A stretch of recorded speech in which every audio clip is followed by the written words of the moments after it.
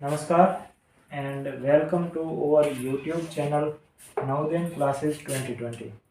आज जो हमारी चैप्टर वाइज सीरीज चल रही थी उसमें आज जो हमारा चैप्टर वाइज सीरीज का जो पार्ट है वो आयतन का रहेगा। ठीक है, आयतन। तो आज आयतन के बारे में पढ़ेंगे। इसमें से मेन जो मुख्यतः दो प्रकार के टॉपिक होते हैं। कौन कौन से होते हैं? पहला होता है घनाभ। कौन सा होता है? घनाभ। ठीक है, और दूसरा होता है घन। घन और घनाभ। ठीक है, इसको क्यूबॉइड कहते हैं। ठीक है, और इसको क्यूब बोलते हैं। जो हमारा आयतन वाला चैप्टर है उसमें मुख्यतः दो टॉपिक रहते हैं हमारे। आयतन वाला घनाभ का आयतन या घनाभ का पृष्ठीय क्षेत्रफल पूछ सकता है, और दूसरा आपका घन पूछ सकता है। ठीक है, तो मुख्यतः इस जो हमारा आज का जो इम्पोर्टेंट टॉपिक है इसमें जो मुख्यतः हम बात करेंगे वो इन दो टॉपिकों के बारे में बात करेंगे। लेकिन उससे पहले जो पीछे मैंने आपको एक चैप्टर करवाया था क्षेत्रफल और परिमाप का, इसका क्षेत्रफल और परिमाप का। तो क्षेत्रफल और परिमाप वाले में एक आपका मतलब उसका मैंने फॉर्मूले वगैरह सारा बता दिया था, लेकिन उसका क्वेश्चन सोल्व नहीं किया था। तो वो था वृत्त का टॉपिक। कौन सा टॉपिक था? सर्किल का। सर्किल का टॉपिक था जिसमें मैंने आपको क्वेश्चन सोल्व नहीं करवाया था। तो उसमें जो इस चैप्टर में आपका जो क्वेश्चन किस हिसाब से पूछेगा वो आज पहले उसको सोल्व करेंगे। उसके बाद हम इन दोनों टॉपिकों पर चर्चा करेंगे और इसके क्वेश्चन भी करेंगे। जैसे ही क्लास खत्म होगी उसके बाद आपको एक टेस्ट मिलेगा जिसका लिंक आपको डिस्क्रिप्शन में क्लास खत्म होते ही मिल जाएगा। ठीक है, क्लास जैसे ही खत्म होगी उसके 1-2 मिनट के अंदर अंदर आपको लिंक वहां पर मिल जाएगा। तो आप क्लास पूरी देखिएगा क्योंकि ये टॉपिक बहुत ही इम्पोर्टेंट है और ये बच्चों को काफ़ी को समझ में भी बहुत कठिन लगता है, मतलब समझ में नहीं आता है। तो इसको कैसे करेंगे तो वो सीखते हैं, लेकिन उससे पहले वृत्त के कुछ प्रश्न कर लेते हैं कि वृत्त में कैसे प्रश्न पूछे जा सकते हैं। तो सबसे पहले वृत्त के बारे में बात करें तो वृत्त, यहाँ पर मैंने आपको बताया था एक गोला होता है उसको वृत्त बोलते हैं। जो बीच में होता है उसको केंद्र बोलते हैं, सेंटर। ठीक है, केंद्र बीच में होता है उसको केंद्र बोलते हैं। और जो यहाँ से लेकर जितनी दूरी पर ये गोला बनाया गया है ना, यानी कि ये कहीं पर भी करे, ऐसे करे या फिर ऐसे, मतलब किसी भी दिशा में करे, या इसकी लंबाई है ना वो हमेशा बराबर होगी। तो यहाँ से लेकर जितनी तक गोला बनाया गया है ना उसकी बीच की जो दूरी होती है ना उसको त्रिज्या बोलते हैं। क्या बोलते हैं? त्रिज्या। ठीक है, लेकिन कोई भी लाइन जो त्रिज्या मतलब कि सेंटर केंद्र के बीच में से होकर गुजरती है, यानी कि मतलब होती तो सारी त्रिज्याएं हैं, अब जो सेंटर के बीच में से होकर गुजरती है उसको व्यास बोलते हैं। अब यहाँ पर व्यास इसको हम बोल सकते हैं ये सेंटर में से होकर जा रहा है। उसके बाद इसको व्यास बोल सकते हैं, ये भी सेंटर में से होकर जा रहा है, लेकिन इसको व्यास नहीं बोलेंगे। ठीक है, ये भी एक मतलब दिया हुआ लाइन दी हुई, लेकिन इसको व्यास नहीं बोलेंगे क्योंकि यहाँ पर ये सेंटर को क्रॉस नहीं कर रही है। तो जो त्रिज्या होती है त्रिज्या का दुगुना होता है व्यास, क्योंकि यहाँ पर सेंटर होता है, यहाँ से यहाँ तक त्रिज्या है और यहाँ से वापस यहाँ तक, तो इसका दुगुना हो जाएगा। तो व्यास क्या होगा? व्यास होगा वो आपका त्रिज्या का दुगुना हो जाएगा। त्रिज्या का दुगुना, 2 गुना त्रिज्या। ठीक है, उसके बाद जो आपके लेवल के जो इंपॉर्टेंट क्वेश्चन है वो परिधि या क्षेत्रफल से पूछे जा सकते हैं। तो परिधि किसको बोलते हैं? परिधि ये बाहर वाली लाइन है ना, इसको परिधि बोलते हैं। तो परिधि का जो वृत्त वृत्त में जो परिधि होती है उसका फॉर्मूला क्या होता है? वृत्त की परिधि या ऐसे परिमिति परिमाप कुछ भी बोल सकते हैं। ठीक है, बराबर 2πr। अब यहाँ पर देखो r है ना, r हम त्रिज्या को बोलते हैं। r इसको क्यों लिखते हैं? क्योंकि इंग्लिश में इसको रेडी बोलते हैं, रेडियस। ठीक है, तो रेडियस यानी कि r त्रिज्या को बोलते हैं। पाई होता है, पाई का मान हम हमेशा 22/7 मानते हैं। ठीक है, और पाई का मान 22/7 होता है। और इसको अगर पॉइंटों में कन्वर्ट करना हो तो यहाँ पर 3.14 भी होता है। ठीक है, 22/7 को पॉइंटों में कन्वर्ट करेंगे तो 3.14, 3.14। ठीक है, और आगे 2 लगा हुआ है। ठीक है, तो 2πr ये हमारी त्रिज्या वृत्त की परिधि हो गई। ठीक है, उसके बाद अगर वृत्त के क्षेत्रफल के बारे में बात करें तो यहाँ पर वृत्त का क्षेत्रफल।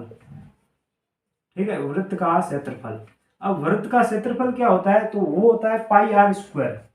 पाई आर स्क्वायर। ठीक है, वही फिर पाई का मान यहाँ पर क्या होगा 22/7 होगा, आर हमारी त्रिज्या होगी और उसका स्क्वायर करना होगा। ठीक है, तो ये मुख्यतः दो प्रश्न होते हैं। अब इसमें क्वेश्चन किस हिसाब से पूछा जा सकता है, आपको यहाँ पर परिधि दे दी जाएगी और आपको पूछेगा क्षेत्रफल क्या होगा उस वृत्त का।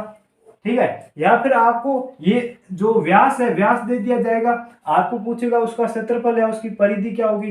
तो ऐसे कुछ एक दो क्वेश्चन है जिस हिसाब से पूछे जा सकते हैं, वो मैं आपको पहले बता देता हूं। उसके बाद जो हमारा घन और घनाभ है उसका आयतन और उसका क्षेत्रफल क्या होगा उसके बारे में चर्चा करेंगे। ठीक है, यहाँ पर देखिए पहला प्रश्न किस हिसाब से पूछा जा सकता है मैं बता देता हूं आपको। पहला क्वेश्चन ऐसे पूछा जा सकता है कि अगर वृत्त की परिधि 44 मीटर है तो उसका क्षेत्रफल क्या होगा, क्षेत्रफल क्या होगा। ठीक है, तो उसका क्षेत्रफल क्या होगा, पहला मतलब कि पहला टाइप होता है वो इस हिसाब से पूछ सकता है। अब इसको कैसे करेंगे, मतलब कि ये जो क्षेत्रफल और परिमाप और जो दूसरा वाला चैप्टर आयतन, इसमें अगर किसी बच्चे को फॉर्मूले याद है ना तो वो कोई भी क्वेश्चन आराम से कर सकता है। और फॉर्मूले मैंने आपको बहुत ही अच्छी तरह से बता दिए। ठीक है, उसके बाद फॉर्मूले का टेस्ट भी ले लिया, उसमें भी सारे फॉर्मूले दे दिए थे। ठीक है, तो लगभग आपको याद होंगे। अगर याद नहीं है तो मैंने जो पीडीएफ सेंड किया है उसको एक दो बार पढ़िए, आपको याद हो जाएगा। ठीक है, अब इसका जो हमें दी हुई क्या है, सबसे पहले परिधि दी हुई है, तो वृत्त की परिधि दी हुई है। वृत्त की परिधि हमें कितनी दी हुई है, परिधि यहाँ पर 44 मीटर दी हुई है। ठीक है, वृत्त की परिधि कितनी दी हुई है, 44 मीटर। अब हमें वृत्त की परिधि का फॉर्मूला क्या होता है, तो वृत्त की परिधि का फॉर्मूला होता है 2πr। तो 2πr के बराबर मान किसका है, 44 का है। ठीक है, अब यहाँ पर देखो 2π का मान कितना होता है 22/7 और हमें r का मान ज्ञात करना है क्योंकि हमें क्षेत्रफल पूछा है। ठीक है, क्षेत्रफल पूछा है और हमें r का मान ज्ञात करना पड़ेगा। ठीक है, r का मान जो त्रिज्या है उसका मान नहीं दिया हुआ है। ठीक है, तो सबसे पहले r का मान ज्ञात करेंगे, तो यहाँ पर 22/7 इंटू r बराबर 44। ठीक है, उसके बाद यहाँ पर करते हैं, देखो ये 7 है, भाग में उधर जाएगा तो गुणा में हो जाएगा, तो यहाँ पर बचेगा 2 इंटू 22 इंटू r बराबर 44 इंटू 7। ठीक है, 2 इंटू 22 इंटू 7, 2 गुणा 22 गुणा r बराबर 44 इंटू 7। ठीक है, उसके बाद 2 को 22 से गुणा करेंगे तो 44 गुणा यहाँ पर r बराबर 44 इंटू 7। अब यहाँ पर देखो 44 यहाँ पर 44 है वो गुणा में, उधर जाएगा तो भाग में हो जाएगा, तो r का मान क्या होगा 44 इंटू 7/44। ठीक है, तो यहाँ पर 44 आ गया। अब 44 से 44 कट जाएगा एक बार, तो ऊपर क्या बचेगा, r का मान आएगा 7।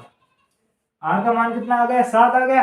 अब r का मान 7 आ गया तो हमें क्या पूछा है, क्षेत्रफल क्या होगा। तो इसका क्षेत्रफल का फॉर्मूला क्या होता है, क्षेत्रफल का फॉर्मूला होता है πr²। ठीक है, πr² यानी कि 22/7 इंटू r का मान यहाँ पर कितना आ गया 7 इंटू वापस से 7 का स्क्वायर यानी कि 7 गुणा 7। ठीक है, 7 का स्क्वायर यानी 7 गुणा 7। ठीक है, तो यहाँ पर 7 से 7 कट जाएगा, फिर 22 इंटू 7, तो 22 को 7 से गुणा करेंगे तो 154 आ जाएगा। ठीक है, कितना आ जाएगा 154। तो यहाँ पर पहला जो टाइप है वो हमने सीख लिया है कि आपको जो वृत्त की परिधि दे दी जाएगी, आपको क्षेत्रफल या परिमाप आप मतलब कि क्षेत्रफल पूछ सकता है। दूसरा टाइप क्या हो सकता है, आपको सिंपल सीधा सीधा जो त्रिज्या वो दे दी जाएगी, आपको पूछेगा कि उसका क्षेत्रफल या उसका परिमाप क्या परिधि क्या होगी, ये भी क्वेश्चन आपको सिंपल पूछा जा सकता है, तो इसको भी कर लेते हैं। ठीक है, यहाँ पर पहला क्वेश्चन आप लोगों को समझ में आ गया होगा, अगर नहीं आया तो वापस से वीडियो को रिवाइज करके देख लेना, फिर भी ना आए तो एक बार कमेंट करके बता देना। ठीक है,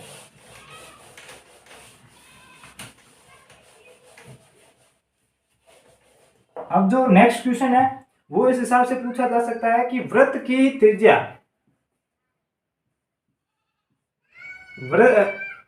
वृत्त का क्षेत्रफल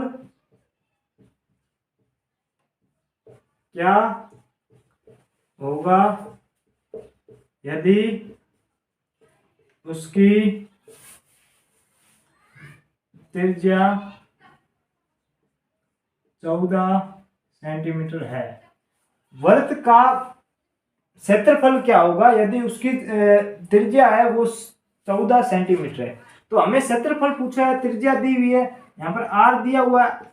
मेन जो आपका जो मतलब कि वृत्त है ना, वृत्त में जो भी एरिया निकालो या फिर पेरीमीटर निकालो, उसमें आपको त्रिज्या रेडियस का मान होना जरूरी है। ठीक है, रेडियस आपको मान नहीं दिया हुआ तो पहले उसको ज्ञात करना पड़ेगा। ठीक है, तो यहाँ पर देखो क्षेत्रफल का एरिया का फॉर्मूला क्या होता है, pi are square, pi are square. अब यहाँ पर देखो पाई का मान कितना होता है 22/7 इंटू आर का मान कितना 14 है, तो 14 इंटू 14। ठीक है, तो 7 एकम 7, 7 दूनी 14, तो यहाँ पर 22 इंटू 2 44 इंटू 14। 44 को अगर 14 से गुणा करेंगे तो 14 चौके 56, हासिल 5, 14 चौके 56 और 56 5 60। ठीक है, तो 660 सेंटीमीटर स्क्वायर। क्योंकि यहाँ पर हमें क्षेत्रफल पूछा है तो पीछे सेंटीमीटर स्क्वायर होगा या फिर आपको वर्ग सेंटीमीटर भी दे सकता है। ठीक है, तो ये दूसरा टाइप का क्वेश्चन इस हिसाब से पूछा जा सकता है वृत्त से संबंधित। ठीक है, तीसरा टाइप क्या हो सकता है, आपको जो मैंने पहला टाइप बताया उसमें अगर मैंने पहले परिमाप दे दिया था तो उसकी जगह आपको क्षेत्रफल दिया जा सकता है और उसकी जगह परिमाप पूछा जा सकता है, तो वो भी आप क्वेश्चन उसी प्रकार होगा। ठीक है, सोल्व उसी प्रकार होगा, ज्यादा हार्ड नहीं है। और एक क्वेश्चन आपको इस हिसाब से पूछा जा सकता है कि अब उस वृत्त का परिधि या उस वृत्त का क्षेत्रफल क्या होगा, परिधि भी पूछ सकता है, क्षेत्रफल भी पूछ सकता है। तो यहाँ पर हम परिधि वाला सोल्व कर लेते हैं। उस वृत्त की परिधि क्या होगी, जिस वृत्त का व्यास 42 सेंटीमीटर है। ठीक है, तो यहाँ पर हमें व्यास दे दिया है, परिधि पूछा है, त्रिज्या भी नहीं दी है, तो त्रिज्या तो हमें ज्ञात करनी पड़ेगी। तो व्यास के बराबर क्या होता है, व्यास बराबर 2 गुणा त्रिज्या। ठीक है, तो त्रिज्या का मान ज्ञात करेंगे तो 2 यहाँ पर गुणा में इधर आएगा तो भाग में, तो व्यास बटे 2 बराबर त्रिज्या। ठीक है, तो यहाँ पर देखो व्यास कितना है, व्यास दिया हुआ है 42 सेंटीमीटर, तो 42 इंटू 2 यानी कि 21 सेंटीमीटर हमारा त्रिज्या आ गई। 21 सेंटीमीटर क्या आ गई, त्रिज्या। अब हमें वृत्त की परिधि पूछा है, तो वृत्त की परिधि का फॉर्मूला क्या होता है, 2 पाई आर, तो 2 गुणा 22/7 इंटू आर का मान क्या है यहाँ पर 21, तो 21। ठीक है, आर का मान क्या है 21, तो 7 एकम 7, 7 तिया 21। ठीक है, 22 दूनी 44 इंटू 3। ठीक है, तो 4 तिया 12, हासिल 1, 4 तिया 12 और 1 13, 132 सेंटीमीटर। सिर्फ सेंटीमीटर होगा क्योंकि यहाँ पर परिधि ज्ञात करने को बोला है। ठीक है, सेंटीमीटर स्क्वायर नहीं होगा। ठीक है, आपको ऑप्शन में पीछे स्क्वायर और सीधा सेंटीमीटर देकर भी मतलब कि आपको कंफ्यूज किया जा सकता है। तो ध्यान रखना, अगर क्षेत्रफल पूछे तो उसमें वर्ग सेंटीमीटर या वर्ग मीटर वर्ग आगे वर्ग आएगा, उसके अलावा उसका स्क्वायर भी आ सकता है, यानी सेंटीमीटर स्क्वायर भी आ सकता है। और जब भी परिधि पूछे तो आपको कुछ भी स्क्वायर वगैरह नहीं आएगा, वर्ग नहीं आएगा, सीधा सेंटीमीटर या जो आपकी यूनिट दी हुई है वो आएगी। तो जो इम्पोर्टेंट क्वेश्चन थे मतलब इस हिसाब से आपके वृत्त में जो टॉपिक है वृत्त का, उस हिसाब से ये क्वेश्चन पूछे जा सकते हैं। ठीक है, अब जो आगे अगर हम बात करें आयतन की, ठीक है, अगर आगे बात करें आयतन की, तो आयतन में मेन जो मुख्यतः 2 टॉपिक है वो आपके सामने मैं बता रहा हूं, जो कि घन और घनाभ है। ठीक है, क्यूब और क्यूबॉइड। ठीक है, तो घन और घनाभ के बारे में चर्चा करते हैं। तो यहाँ पर पहले हम लेते हैं घन को, क्यूब को। ठीक है, क्यूब। अब क्यूब क्या होता है, जब आपने क्षेत्रफल और परिमाप का जो टॉपिक पढ़ा था उसमें आपने एक वर्ग पढ़ा था। ठीक है, क्या पढ़ा था, स्क्वायर, स्क्वायर पढ़ा था। ठीक, स्क्वायर का मतलब क्या होता था, यानी कि जिसकी चारों भुजाएं बराबर हो, जिसकी चारों भुजाएं बराबर हो। ठीक है, वो था स्क्वायर। ये 2D आकृति है। अगर हम इसको 3D बनाए, यानी कि इसमें सिर्फ लंबाई और चौड़ाई दी हुई है। ठीक है, यहाँ पर ये आपको लंबाई मान सकते हैं, ये चौड़ाई मान सकते हैं, लेकिन इसमें भुजा भुजा मानते हैं। ठीक है, यानी कि सब बराबर होते हैं, इसलिए भुजा भुजा। अब इसको अगर 3D में कन्वर्ट करेंगे, इसमें 3D में कन्वर्ट करेंगे तो यहाँ पर ये हमारा घन बन जाएगा। ठीक है, घन में क्या होगा, आपका लंबाई भी होगी, चौड़ाई भी होगी और ऊंचाई भी होगी। क्या होगा, लंबाई भी होगी, चौड़ाई भी होगी और ऊंचाई भी होगी। इसमें घन की खास क्या बात है, घन की सारी भुजाएं बराबर होती है, क्योंकि वर्ग की सारी भुजाएं बराबर होती है तो घन की भी सारी भुजाएं बराबर होती है। तो यहाँ पर सारी भुजाएं बराबर होती है, तो भुजा, ये भी भुजा और ये भी भुजा, ठीक है। तो भुजा गुना भुजा मतलब सारी भुजाएं होती है, ठीक है, यानी इक्वल होती है, तो इसको हमने भुजा नाम दे दिया, साइड दे दिया। अब यहाँ पर हमें मतलब कि घन से संबंधित दो प्रश्न पूछ सकता है, एक तो घन का आयतन पूछ सकता है और एक घन का पृष्ठीय क्षेत्रफल पूछ सकता है। तो अब घन की आयतन की बात करें, घन का आयतन, घन का आयतन, ठीक है, क्या है, घन का आयतन। अब घन का आयतन क्या होता है, कोई भी चीज है, यानी कि ये डब्बा बनाया हुआ है, कचरा पात्र मान लो या कोई भी टीन मान लो, ये एक बॉक्स बनाया हुआ है, इसमें मतलब कि कितना सामान आएगा अंदर, वो होता है उसका आयतन, ठीक है, यानी कि कितना सामान अंदर आएगा वो होगा उसका आयतन। तो यानी कि हम अगर इसका आयतन ज्ञात करेंगे तो यहाँ पर देखो ये टोटल जो बेस है जो कवर करेगा वो, और ऊपर उसके ऊपर यानी उतने उतने ऊपर आ सकते हैं, यानी कि यहाँ देखो यहाँ पर एक एक टाइल है, वो एक इतनी टाइल है, तो इतनी टाइल ये, और इसके ऊपर इतनी इतनी और टाइलें भी इतनी तक आ सकती है, ठीक है, यानी कि उसका घनाभ होगा। तो उसको हमने पहले जो वर्ग होता था उसमें तो भुजा को भुजा से गुणा करते तो क्षेत्रफल आ जाता था, यहाँ पर भुजा को भुजा से गुणा करेंगे तो इसका नीचे वाले का क्षेत्रफल आ जाएगा, लेकिन ऊपर वाले को गुणा करेंगे तो उसमें कितना सामान आएगा वो भी आ जाएगा। तो यानी कि इसका क्षेत्रफल क्या बन जाएगा, तो भुजा गुणा भुजा गुणा भुजा, भुजा गुणा भुजा गुणा भुजा। अगर सिंपल भाषा में इसका क्षेत्रफल बोले तो भुजा का क्यूब, ठीक है, भुजा की पावर 3, तो भुजा क्यूब, ये हमारा घन का आयतन हो जाएगा। अब इसमें अगर घन का आयतन तो भुजा क्यूब आ गया, अब घन का क्षेत्रफल क्या होगा, ठीक है, घन का क्षेत्रफल, ठीक है, घन का क्षेत्रफल क्या होगा, तो घन का क्षेत्रफल देखो यहाँ पर देखो, ये टोटल जो भुजाएं होती है साइड कितनी है घन में, साइड कितनी है, तो एक ये नीचे वाली साइड है, एक ये सामने वाली आ जाएगी दो, एक ये साइड वाली आ जाएगी 3, एक ये पीछे वाली आ जाएगी 4, ठीक है, एक ये आ जाएगी 5 और एक ऊपर वाली आ जाएगी 6। टोटल साइड कितनी है 6, यानी कि 2 ऊपर नीचे, 2 इस साइड 2 इस साइड, तो टोटल साइड कितनी है 6।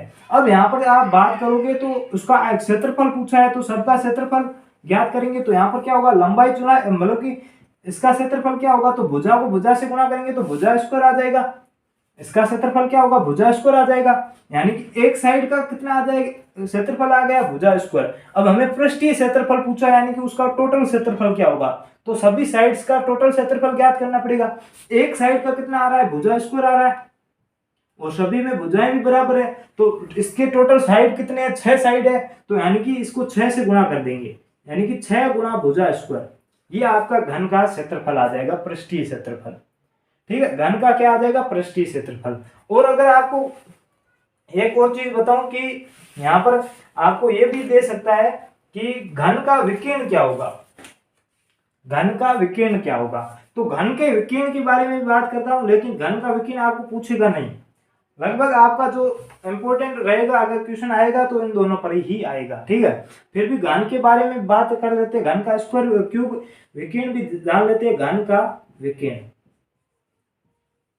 ठीक है। तो घन के विकीर्ण अब अगर याद रखना है तो वर्ग का विकीर्ण क्या था, वर्ग का विकीर्ण था √2 भुजा, ठीक है। अब हम याद ऐसे रख सकते हैं कि रूट किसको कहते हैं, यानी कि वर्ग का जो उल्टा होता है उसको, तो वर्ग का क्या होगा रूट। अब यहाँ पर क्यूब दिया हुआ तो क्यूब का उल्टा क्या होगा, यहाँ पर √3 आ जाएगा, ठीक है, वहां पर √2 था, यहाँ पर √3 फिर गुणा भुजा, तो ये हमारा घन का आ जाएगा। तो घन के जो इंपोर्टेंट 3 क्वेश्चन थे, मतलब 3 फॉर्मूले थे, वो मैंने आपको बता दिए, किस प्रकार से आए वो भी मैंने आपको बता दिए। बिल्कुल अभी जो आयतन ज्ञात किया था घन का, वैसे वैसे घनाभ का भी आयतन ज्ञात करेंगे, उसका क्षेत्रफल भी वैसे ही ज्ञात करेंगे और वैसे ही फॉर्मूले बना देंगे, ठीक है। तो ये आपको समझ में आ गया होगा मेरे हिसाब से, इसमें कोई दिक्कत नहीं होगी। घन के जो आयतन, पृष्ठीय क्षेत्रफल या फिर जो इसका विकीर्ण है उसमें अब लगभग मेरे हिसाब से कोई दिक्कत नहीं रहेगी। ये टॉपिक थोड़ा सा मतलब कि कठिन लगता है, इसीलिए मैंने लास्ट समय लिया है ताकि बच्चों को थोड़ा अगर पढ़ा हुआ है तो याद रह जाएगा लास्ट टाइम, ठीक है। तो ये आपको मतलब कि आप पूरी कक्षा देखते हो ना क्लास, तो अभी आपको समझ में आ जाएगा और 2-3 दिन तक आपको आप नहीं भूलोगे।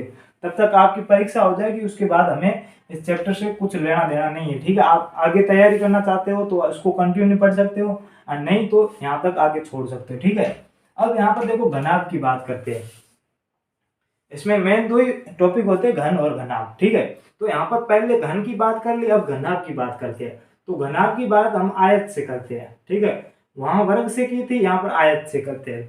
ठीक है, आयत 2D जो होती है आकृति वो है, और घनाभ है वो है 3D आकृति। ठीक है, तो यहाँ पर ये घनाभ हमारा बन गया। ठीक है, ये घनाभ बन गया। अब यहाँ पर देखो जो नीचे वाली भुजाएं थी, पहले वर्ग में तो क्या थी, सब बराबर था, तो यहाँ पर क्या होता था कि भुजा गुणा भुजा, लेकिन यहाँ पर क्या है, ये लंबाई होगी आयत की, ये लंबाई होती है। ठीक है, ये लंबाई, ये होगी, ये चौड़ाई। ठीक है, और जो ये ऊंचाई है, ये ऊंचाई। ठीक है, सेम आपको घन था, उसमें भी लंबाई थी, चौड़ाई थी, ऊंचाई थी, लेकिन सबका मान बराबर होने के कारण वहां पर सबको भुजा मान लिया था। ठीक है, यहाँ पर मान बराबर नहीं है, इसलिए सबको अलग अलग यूनिट मान रहे, एक को लंबाई, एक को चौड़ाई, एक को ऊंचाई। अब हमने पहले घन का आयतन ज्ञात किया, तो यहाँ पर घनाभ का आयतन ज्ञात करेंगे। तो घनाभ का आयतन, ठीक है, घनाभ का आयतन क्या होगा इसके बारे में बात करेंगे। ठीक है, तो मैंने आपको बताया था कि अंदर इसकी क्या चीज आ सकती है, तो यानी कि यहाँ पर जो बेस का जो आधार का क्षेत्रफल होगा, घनाभ में भी गुणा किया था, यानी कि इसको किया था तो भुजा स्क्वायर आया था, क्योंकि ये दोनों तो वहां पर दोनों भुजाएं थी, तो यहाँ पर भुजा स्क्वायर आया था। लेकिन घनाभ में क्या है, दोनों अलग अलग है, लंबाई इंटू चौड़ाई, तो इसको गुणा करेंगे तो क्या आ जाएगा, लंबाई गुणा चौड़ाई। ठीक है, लंबाई गुणा चौड़ाई। ये तो जो बेस एरिया है ना, मतलब नीचे वाला तल है ना, उस पर आ जाएगा, लेकिन ऊपर उतने ऊपर कितना आएगा, तो उसको भी ऊंचाई से गुणा करेंगे तो हमारा आ जाएगा। अब यहाँ पर देखो गुणा ऊंचाई, ठीक है, गुणा ऊंचाई, तो ये हमारा आ गया घनाभ का आयतन। घन का भी आयतन हमने ऐसे ही निकाला था कि यहाँ पर ये लंबाई, तो यहाँ पर भुजा गुणा ऊंचाई भी भुजा माना था, तो भुजा का क्यूब आ गया था, लेकिन यहाँ पर अलग अलग है, तो ये इसका घनाभ का आयतन का फॉर्मूला क्या बन जाएगा, लंबाई गुणा चौड़ाई गुणा ऊंचाई। ठीक है, अब हम घनाभ के क्षेत्रफल के बारे में बात करते हैं। घनाभ का पृष्ठीय क्षेत्रफल, घनाभ का पृष्ठीय क्षेत्रफल। ठीक है, घनाभ का पृष्ठीय क्षेत्रफल क्या होगा इसके बारे में बात करते हैं। तो मैंने पहले घन के बारे में बताया था कि सबकी साइड होती है ना, टोटल साइड घन में और घनाभ में टोटल साइड 6 ही होती है, एक ऊपर एक नीचे, एक इस साइड एक इस साइड, एक उस साइड एक इस साइड। ठीक है, टोटल मतलब कि यहाँ पर अगर आपको घनाभ के एक उदाहरण दूं तो ये रहा, ये जो डस्टर है ये घनाभ है। ठीक, एक ये साइड एक पीछे वाली, एक ये साइड एक ये, 4 ये, एक नीचे वाली एक ऊपर वाली, तो ये घनाभ की टोटल 6 साइड होती है। ठीक है, तो यहाँ पर 6 साइड हो गई। अब यहाँ पर देखो सब साइड का अलग अलग ज्ञात करना पड़ेगा, तो यहाँ पर देखो ये जो है ना नीचे वाला, इसका हम ज्ञात करेंगे तो क्या आएगा, नीचे वाले का ज्ञात करेंगे तो लंबाई इंटू चौड़ाई। ठीक है, लंबाई गुणा चौड़ाई आएगा।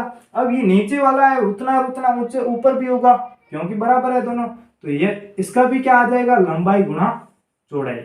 इसका भी क्या आ जाएगा, लंबाई गुणा चौड़ाई।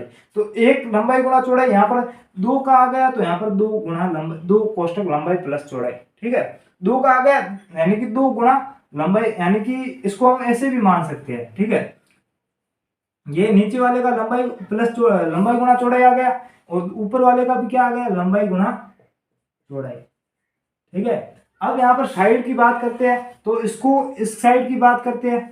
तो इस साइड क्या है, एक तो ये नीचे चौड़ाई दी हुई है, और लंबाई की जगह क्या पर दी हुई है, ऊंचाई, तो यहाँ पर क्या हो जाएगा, चौड़ाई गुणा ऊंचाई, चौड़ाई इंटू ऊंचाई। ठीक है, प्लस अगर इसका ये होगा तो इसके सामने वाला होगा उसका भी यही होगा, तो यहाँ पर भी क्या हो जाएगा, लंबाई गुणा चौड़ाई। ठीक है, अब ये हो गया, ये लंबाई गुणा चौड़ाई।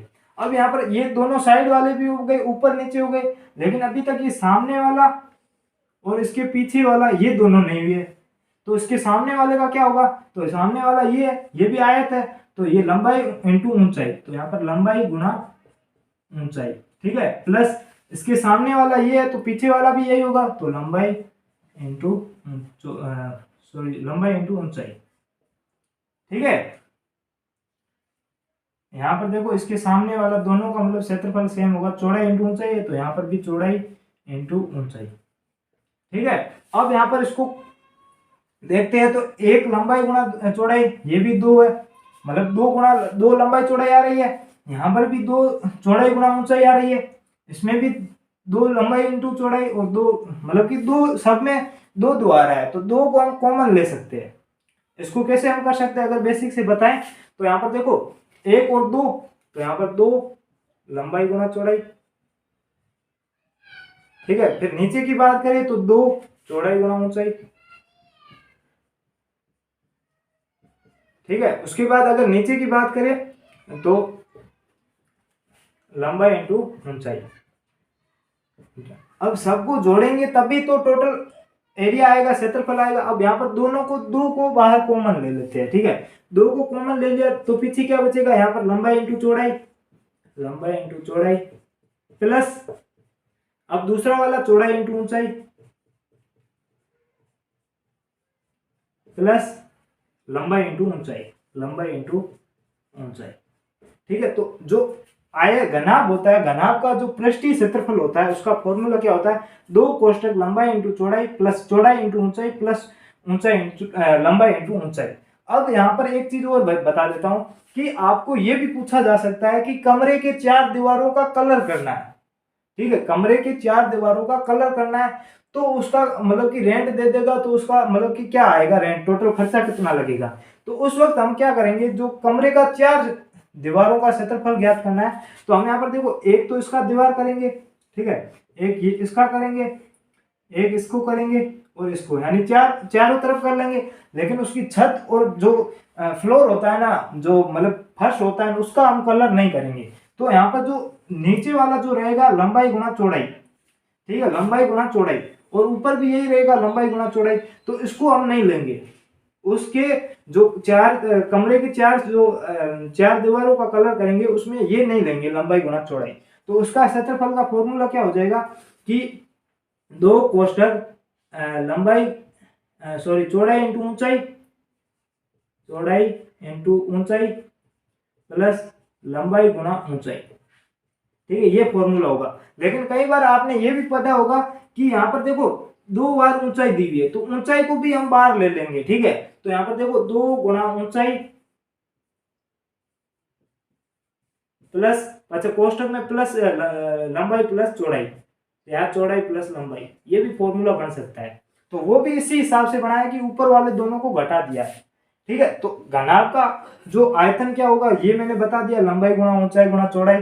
ठीक है, घनाभ का पृष्ठीय क्षेत्रफल क्या होगा, तो दो कोष्टक लंबाई गुणा चौड़ाई प्लस चौड़ाई इंटू ऊंचाई प्लस ऊंचाई इंटू लंबाई। ठीक है, अब कमरे के चारों का पूछे तो दो गुणा ऊंचाई कोष्टक में लंबाई प्लस चौड़ाई। ठीक है, तो किसी भी प्रकार से पूछे हम उसका आंसर दे सकते हैं। ठीक है, तो अब घन और घनाभ के बारे में आपकी जो डर था वो लगभग मेरे हिसाब से खत्म हो चुका होगा। अगर फिर भी अभी भी थोड़ा बहुत बचा है तो इसको हम क्वेश्चन करेंगे, तो उस वक्त निकल जाएगा पूरा। ठीक है, तो इसके क्वेश्चन कर लेते हैं। ठीक है,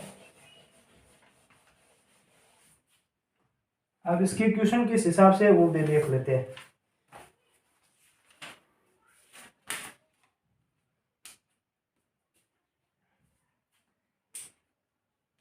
ठीक है, पहला क्वेश्चन है, एक घन का संपूर्ण पृष्ठीय पृष्ठ ज्ञात कीजिए यदि उसकी भुजा 5 मीटर हो। यानी कि घन का संपूर्ण पृष्ठीय क्षेत्रफल ज्ञात करना है यदि उसकी भुजा है वो 5 मीटर है। तो मैंने पहले बताया था कि अगर फॉर्मूले याद है तो सारे कुछ कर सकते हैं। तो घन का जो पृष्ठीय क्षेत्रफल है उसका फॉर्मूला क्या, घन का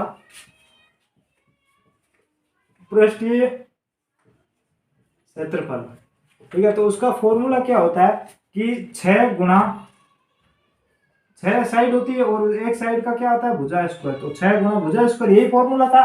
अब एक भुजा हमें क्या दे दी, 5 मीटर दे दी, तो उसका क्या होगा 6 इंटू 5 का स्क्वायर, तो 6 गुणा 5 का स्क्वायर कितना होता है 25, फिर 25 को 6 से गुणा करेंगे, 6 पंजे 30, 3 6 दूनी 12 और 3 15, 25 छंग 150 यानी कि 150। तो यहाँ पर हमारा उत्तर कितना आ जाएगा घन का पृष्ठीय क्षेत्रफल का, तो 150। अब यहाँ पर क्या होगा, मीटर स्क्वायर होगा, वर्ग मीटर होगा, क्योंकि पीछे यूनिट क्या है, मीटर में है, तो अब हम क्षेत्रफल ज्ञात कर रहे हैं तो वर्ग मीटर आएगा या फिर मीटर स्क्वायर, कुछ भी बोल सकते हैं। ठीक है, तो क्वेश्चन पहला प्रकार समझ में आ गया, इस हिसाब से क्वेश्चन पूछा जा सकता है सीधा। ठीक है, नेक्स्ट क्वेश्चन की देखते हैं, नेक्स्ट क्वेश्चन की बात करते हैं। नेक्स्ट क्वेश्चन क्या दिया हुआ है कि एक घनाभ की लंबाई ज्ञात करो। अब लंबाई ज्ञात करनी भाई, लंबाई ज्ञात करो, जबकि उसका आयतन हमें दिया हुआ है। आयतन कितना है, 960 घन मीटर है। अब यहाँ पर देखो, आयतन की यूनिट क्या होगी, घन होगी या फिर क्यूब होगी। ठीक है, क्यूब जो ऊपर घात 2 लगाते हैं तो स्क्वायर होता है, और घात 3 लगाएंगे तो क्यूब हो जाएगा। यूनिट या तो मीटर क्यूब होगी या फिर घन मीटर हो सकती है। ठीक है, दोनों ही बात सेम है, बट उसको क्यूब को अगर हिंदी में लिखेंगे तो घन आ जाएगा, तो घन मीटर भी हो सकता है। ठीक है, घनाभ की लंबाई ज्ञात कीजिए यदि जबकि आयतन 960 घन मीटर है और चौड़ाई और ऊंचाई क्रमशः 12 और 8 मीटर है। हमें क्या दिया हुआ है, घनाभ का आयतन दिया हुआ है। घनाभ का आयतन क्या दिया हुआ है कि 960, और उसकी ऊंचाई और लंबाई, सॉरी चौड़ाई और ऊंचाई दी थी। ठीक है, चौड़ाई और ऊंचाई, तो चौड़ाई और ऊंचाई कितनी दी हुई है, तो यहाँ पर देखो चौड़ाई और ऊंचाई क्रमशः 12 और 8 है, तो 12 मीटर और ये 8 मीटर। ठीक है, अब हमें पूछा है कि उसकी ऊंचाई क्या, सॉरी लंबाई क्या होगी। ठीक है, तो इसको भी हम बड़ी आसानी से कर सकते हैं। आपको आयतन दिया हुआ, जिसका दिया हुआ उसका फॉर्मूला यूज कर दो। तो आयतन के घनाभ के आयतन का फॉर्मूला क्या होता है, लंबाई गुणा चौड़ाई गुणा ऊंचाई बराबर, हमें आयतन कितना दिया हुआ 960, तो 960। अब यहाँ पर ऊंचाई चौड़ाई दे दी 12 मीटर इंटू ऊंचाई 8 मीटर गुणा लंबाई हमें ज्ञात करनी है बराबर 960। ठीक है, अब लंबाई बराबर ये दोनों क्या है, गुणा में इधर आते ही भाग में आ जाएगा, तो यहाँ पर 960 बटे 12 गुणा 8। ठीक है, तो यहाँ पर अगर 12 अगर देखते हैं तो 12 के बारह में 96 आता है या नहीं है, तो 12 एकम 12, 12 दूनी 24, 12 तिया 36, 12 का अगर 8 बार पहाड़ा बोलते तो 96 आ रहा है, यानी कि 12 एकम 12, 12 अठे 96। ठीक है, तो 8 एकम 8, 8 यानी कि ऊपर कितना बच गया 1, और एक के पीछे क्या है 0, यानी कि 10। तो लंबाई का मान क्या आ जाएगा 10 मीटर। समझ में आया, बहुत ही क्वेश्चन इजी है, मतलब कि हार्ड इसमें भी कुछ नहीं है। आपको फॉर्मूले यूज मतलब कि पता होना चाहिए कि उसका फॉर्मूला क्या है, और जो हमने चीज दी हुई है ना उसका फॉर्मूला लगा लो, बाकी मतलब कि जो पूछा है वो आराम से निकल जाएगा। ठीक है, तो घन और घनाभ के मतलब कि बहुत ही आपको पहले हार्ड लगते होंगे, लेकिन अब इस क्लास के बाद आपको घन और घनाभ कुछ भी नहीं लगेगा। ठीक है, और भी क्वेश्चन करेंगे। ठीक है, अगला क्वेश्चन देखते हैं। 6 सेंटीमीटर भुजा वाले घन का आयतन क्या होगा। बहुत ही सरल क्वेश्चन है, 6 सेंटीमीटर भुजा वाले घन का आयतन। अब घन का आयतन पूछा है, घन का आयतन क्या होता है, भुजा क्यूब होता है। भुजा क्यूब का मतलब क्या होता है, भुजा गुणा भुजा गुणा भुजा, 3 बार गुणा करनी पड़ती है। तो यहाँ पर क्या दिया हुआ है 6, 6 का क्यूब क्या होगा, यानी 6 गुणा 6 गुणा 6। ठीक है, 6 को 6 से गुणा करेंगे 36, फिर 36 को 6 से गुणा करेंगे तो 216, कितना आ जाएगा 216। तो हमारा जो उस घन का आयतन क्या होगा 216 घन मीटर हो सकता है, घन सेंटीमीटर। ठीक है, क्योंकि ये सेंटीमीटर में दिया हुआ है, और ये भी हो सकता है कि 216 सेंटीमीटर क्यूब। ठीक है, इकाई इस प्रकार से होगी, आपको 216 2-3 जगह दे दिया हो, पीछे इकाई में एक घन सेंटीमीटर लिख दिया हो, एक वर्ग सेंटीमीटर लिख दिया हो, एक सिर्फ सेंटीमीटर लिख दिया हो, और चौथा मतलब कि सिर्फ 216 लिख दिया हो, तो आपका जो आंसर होगा वो ये होगा, न कि 216 वर्ग सेंटीमीटर होगा और न सिर्फ 216 होगा। ठीक है, तो आपको समझना होगा कि यूनिट पीछे क्या है, यूनिट की बहुत ही इंपॉर्टेंस ज्यादा है। ठीक है, कई बार यूनिट्स के कारण हमारे बहुत सारे प्रश्न गलत हो जाते हैं, तो उसको थोड़ा सा ध्यान रखना, यूनिट मतलब गलत ना हो कभी भी।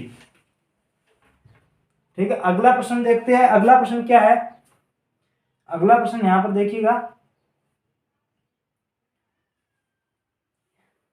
उस घनाभ का आयतन ज्ञात करो, उस घनाभ का आयतन ज्ञात करो जिसकी लंबाई 3 सेंटीमीटर, चौड़ाई 7 सेंटीमीटर और ऊंचाई है 5 सेंटीमीटर। भाई बहुत ही सरल क्वेश्चन है। घनाभ का आयतन ज्ञात करना है। घनाभ का आयतन क्या होता है? लंबाई गुना चौड़ाई गुना ऊंचाई। क्या होता है? घनाभ का क्षेत्रफल क्या होता है? लंबाई गुना चौड़ाई गुना ऊंचाई। ठीक है, अब लंबाई गुना चौड़ाई गुना ऊंचाई ये तो हमारे घनाभ का क्षेत्रफल का आयतन का फॉर्मूला आ गया। अब यहाँ पर अप्लाई किसको करना है? यहाँ पर लंबाई दी हुई है 3 सेंटीमीटर गुना चौड़ाई दी हुई है 7 सेंटीमीटर इंटू जो ऊंचाई दी हुई है 5 सेंटीमीटर। तो 5 को 7 से गुणा करेंगे 35, 35 को 3 से गुणा करना पड़ेगा तो 35 इंटू 3। तो 5 दिया 15, हासिल 1 और 3 दिया 9 और 1 10। ठीक है, तो इस हिसाब से क्वेश्चन पूछे जा सकते हैं। ठीक है, तो आपको जो घन और घनाभ है ना, उसमें किसी भी प्रकार की टेंशन नहीं लेनी है। बहुत ही इजी चैप्टर है। सारे क्वेश्चन में जो आपके पूछे जा सकते थे मैंने आपको बता दिए, इस हिसाब से पूछे जा सकते हैं। या घन का आपको जो आयतन दे दिया जाएगा, पृष्ठीय क्षेत्रफल पूछेगा तो उसमें अगर घन का दिया हुआ है तो भुजा ज्ञात करनी पड़ेगी। भुजा ज्ञात करने के बाद भुजा जो उसका क्षेत्रफल है उसका फॉर्मूला लगा लेंगे तो हमारा मतलब आ जाएगा। अब घनाभ का दिया हो, घनाभ का आयतन दिया हो, आपको लंबाई चौड़ाई भी दी हुई है। ठीक है, मतलब कि लंबाई और चौड़ाई दोनों में से 2 दे दिए और ऊंचाई पूछ ली, फिर उसका क्षेत्रफल भी पूछ लिया। तो तीनों पहले ऊंचाई का मान ज्ञात करना पड़ेगा, उसके बाद तीनों को हम आसानी से मतलब कि उसका क्षेत्रफल का फॉर्मूला लगाकर आराम से कर सकते हैं। ठीक है, 4 दीवारों वाला दिया हो तो भी मैंने उसका फॉर्मूला आपको बता दिया है। क्या फॉर्मूला होगा? 2 गुना ऊंचाई कोष्टक में लंबाई प्लस चौड़ाई। ठीक है, कमरे के चारों साइड्स का जो क्षेत्रफल होगा उसमें ये क्वेश्चन किस हिसाब से पूछा जा सकता है कि कमरे के चारों दीवारों में कलर करना है तो उसका आपको प्रति मीटर आपको रेंट दे देगा 5 या 6 रुपए, तो उस पूरे में टोटल कितना खर्चा लगेगा। ठीक है, तो इस हिसाब से आप कर सकते हो। और ये सारे फॉर्मूले कैसे बने हैं ये भी मैंने आपको पूरा बता दिया है। ठीक है, अब लगभग पूरे मतलब कि शुरू से लेकर मैं पूरा मतलब कि आपको अच्छी तरह से पूरा समझा दिया, बीच में किसी भी तरह से कोई भी बात होकर नहीं की फालतू की। ठीक है, आपको यहाँ पर समझाना था तो ये मैंने चैप्टर इंपॉर्टेंट था तो पूरा समझा दिया है। ठीक, अब यहाँ पर थोड़ा सा एक मोटिवेशन है। यहाँ पर देखिए कि कोई कोई पूछते हैं जिंदगी क्या है। ठीक है, तो यहाँ पर जो इंग्लिश की जो ABCD होते हैं उसमें 2 जो लेटर होते हैं, एक है बी और एक है डी। ठीक है, बी और डी होते हैं। तो यहाँ पर हमें जो लाइफ्स होती है, लाइफ क्या होती है, ठीक है, उसमें कभी कभी जो डिप्रेशन में आ जाते हैं तो काफ़ी बच्चे मतलब कि आपका तो स्टैंडर्ड कम है। ठीक है, 5th क्लास का जो IIT नेट बहुत सारे जो बच्चे तैयारी करते हैं ना, तो उनके जो बीच में डिप्रेशन में आ जाते हैं तो कोई आत्महत्या कर देता है, कोई कुछ अलग हरकत कर देता है। ठीक है, जिसको खुद को नुकसान पहुंचाता है। ठीक है, तो यहाँ पर देखिएगा बी का मतलब क्या होता है? बर्थ होता है। ठीक है, बर्थ, जन्म होना। ठीक है, बर्थ। और डी का मतलब होता है डेथ।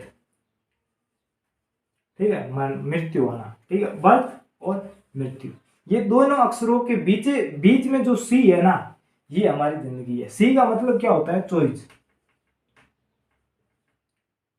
ठीक है, चॉइस यानी कि चॉइस हमारी क्या है? CHOIC शायद तक मेरे चॉइस स्पेलिंग। ठीक है, चॉइस CHOIC। ठीक है, तो बीच में जो चॉइस होती है, जो हम क्या कर सकते हैं, चॉइस हम मतलब कि आप लोगों ने चूज किया होगा कि हमें नवोदय का एग्जाम देना है। कोई बच्चे चूज करते हैं, चॉइस होती है कि उनको मतलब कि नीट IIT मतलब उनमें जाना है। तो हर बच्चे की चॉइस अलग अलग होती है। ठीक है, तो वो चॉइस के हिसाब से काम करता है। अब अगर आपने चॉइस कर ही ली है कि मुझे नवोदय में जाना है, तो फिर आप किसी भी प्रकार का मतलब कि फालतू के जो विचार है वो माइंड में मत लाना। ठीक है, नेगेटिव विचार मत लाना कि नहीं होगा तो क्या होगा, या अगर पेपर हार्ड आ गया तो क्या होगा, ऐसे नेगेटिव विचार मत लाना। ठीक, अब 2-3 दिन है, जितना हो सके कर लो, उसके बाद आगे कुछ नहीं कर सकते। और पेपर है ना वो फ्री माइंड से देकर आना है। ठीक है, किसी भी प्रकार से डिप्रेशन नहीं लेना। ठीक है, चॉइस आपने खुद ने पहले से चूज किया था कि मुझे ये एग्जाम देना है। तो आप लोगों ने खुद ने चूज किया था तो सोच समझ के चूज किया होगा। अब चूज कर लिया है तो अब उस पे या पीछे मत हटो, क्योंकि काफी बच्चों ने तैयारी छोड़ दी है तो वो पीछे हट चुके हैं। ठीक है, तो आप मत हटो, और कर रहे हो तो तैयारी बीच में डरो मत, क्या होगा क्या नहीं होगा वो होगा जो देखा जाएगा। ठीक है, तो जो इस क्लास में जो मैंने जो आयतन से संबंधित थे वो सारे क्वेश्चन करवा दिए। अब आयतन का आपका कोई भी क्वेश्चन नहीं रहेगा, तो उसके साथ आप टेस्ट जरूर दे देना, उससे आपके क्वेश्चन सारे प्रैक्टिस हो जाएंगे किस हिसाब से क्वेश्चन पूछे जा सकते हैं। मैं वहाँ पर 20-25 क्वेश्चन यहाँ पर नहीं करवा पाऊंगा, लेकिन आपको टेस्ट में दे रहा हूँ ताकि आपकी प्रैक्टिस होती रहे, ठीक है। तो वहाँ से प्रैक्टिस कर देना। जो व्रत वाला था टॉपिक, व्रत वाला भी मैंने इसके साथ करवा दिया, तो इसके साथ आपका व्रत भी कन्वर्ट मतलब कि टॉपिक क्लियर हो गया। और काफी बच्चे बोल रहे थे कि सर परिमाप और क्षेत्रफल हमें समझ में नहीं आया। भाई समझ में नहीं आया तो वीडियो को वापस से देख लो, ठीक है, क्योंकि वीडियो पहले से अवेलेबल है, तो वीडियो को आप देख सकते हो। एक बार नहीं आया 2 बार समझो, 3 बार समझो, वीडियो मतलब कि अच्छी तरह से समझ में आ रहा है, बाकी वालों को आ रहा है तो आपको भी आएगा। आप भी 5वीं कक्षा में 6ठी कक्षा में पढ़ रहे हो तो वो भी उतनी में पढ़ रहे हैं, वो तो 12वीं में पढ़ नहीं रहे, उनको समझ में आ रहा है तो आपको भी आएगा ही आएगा, ठीक है। अब यहाँ पर वीडियो में दोबारा नहीं ला सकता है, क्योंकि और भी कई अभी चैप्टर बचे हुए हैं, तो उन पर भी वीडियो बनाना है, तो वो क्षेत्रफल और परिमाप वाला वापस से नहीं आ पाएगा, ठीक है। तो आप लोग जो वीडियो आया हुआ है उसको पूरा देखें, और जो डेली देखते हैं ना उनको कोई दिक्कत नहीं हो, डेली देखते हैं टाइम पर टेस्ट देते हैं उनको कोई दिक्कत नहीं होती। जो बाद में देखते हैं उसको उनको टेस्ट नहीं मिलता है तो उनको दिक्कत होती है। तो सभी बच्चे लाइव में जुड़ जाया करो समय पर, तो आपको फायदा होगा। तो आज के लिए इतना ही करेंगे, आगे नेक्स्ट क्लास में दूसरा चैप्टर या फिर मैथ टेस्ट जो भी होगा वो देख लेंगे, ठीक है। तो क्लास अच्छी लगे हो लाइक कर देना, चैनल पर नए हो तो सब्सक्राइब कर देना। धन्यवाद।